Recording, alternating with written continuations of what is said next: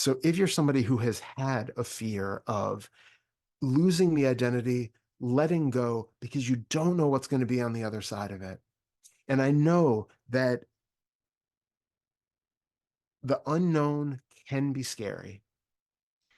We thrive on certainty. We thrive on knowing what comes next.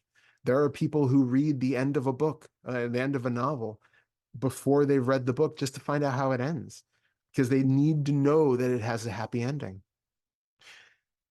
There are people who watch spoiler alerts before watching a movie just to make sure that things are going to turn out okay.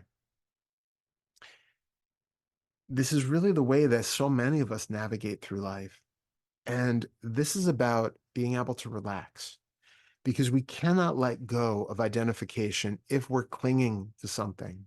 If we're clinging for assurance or safety, if we're clinging to know anything at all, ultimately it's just a binding that keeps us stuck in this suffering, this endless cycle of selfing and selfing and selfing.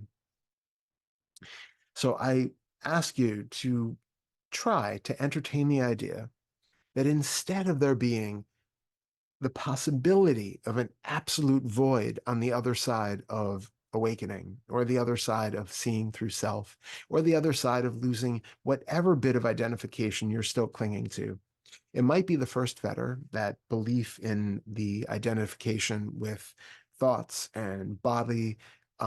It might be the sixth fetter where we feel like we are still separate from everything else because there is still some witnesser who's like behind the eyes or in the chest or somewhere in here, separate from this whole panorama out there. Or it might be the eighth fetter where I still believe that I am everything. I am the cosmos, God, consciousness, awareness. I am, I am, I am, I am.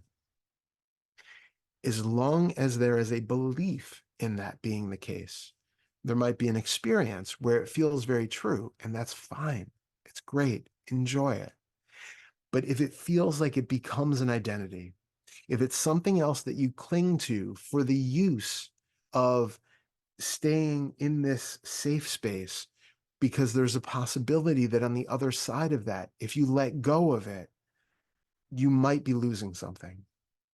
If there's a belief that on the other side of that, there might be this void of annihilation, then this is what I would like for you to entertain. That there is no way for that void of annihilation to appear. If it did, there would have to be somebody in there who was aware of it. There would have to be somebody who was acknowledging it, who could compare this black void to memories of everything that they once knew and loved. And that just simply cannot be because there is no one there and there is no awareness. That itself is an illusion.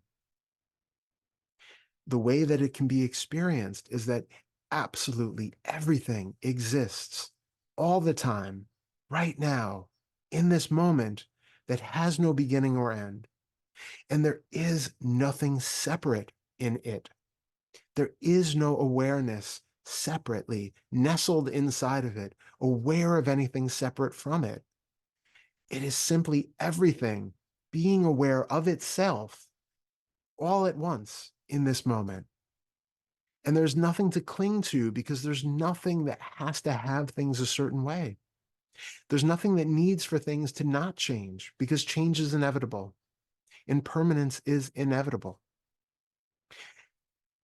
Even within this, there is a consistency that can be comforting, but we don't even want to cling to that. We don't want to come down on any side of anything.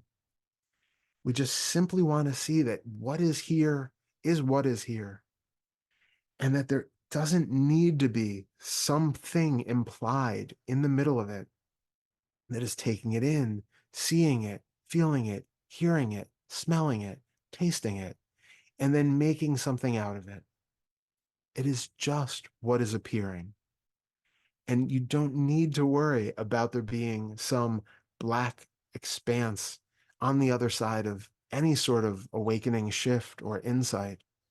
All that will be there is what has always been there, minus the illusory belief in something else that's being added onto it. The family is still there.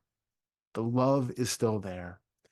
Maybe even less hindered because there's less belief in me needing to get something out of them, me needing to be a certain way for them, or them needing to be a certain way for me to be okay.